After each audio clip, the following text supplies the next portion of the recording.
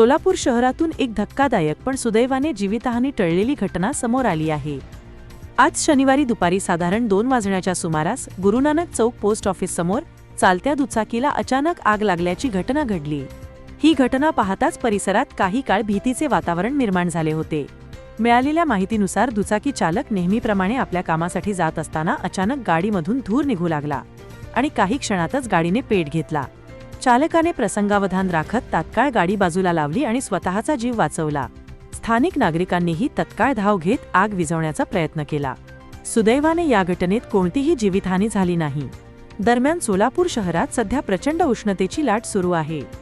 तापमान 40°C पुढे जात असल्याने वाहनांमध्ये ओव्हरहीटिंग वायरिंग फॉल्ट किंवा इंधनाशी संबंधित समस्या निर्माण होण्याची शक्यता वाढली आहे। तज्ज्ञांच्या मते अशा उष्ण वातावरणात वाहनांची नियमित तपासणी करणे अत्यंत आवश्यक आहे। नागरिकांनीही आपली वाहने उन्हात जास्त वेळ पार्क न ठेवणे, वायरिंग आणि इंधन प्रणाली तपासून घेणे तसेच अग्निशामक साधनांची माहिती ठेवणे गरजेचे आहे। प्रशासनाकडूनही नागरिकांना सतर्क राहण्याचे आवाहन करण्यात आले आहे। ही घटना एक इशारा आहे की वाढत्या तापमानामुळे अशा अपघातांची शक्यता वाढते, त्यामुळे प्रत्येकाने काळजी घेणे आवश्यक आहे।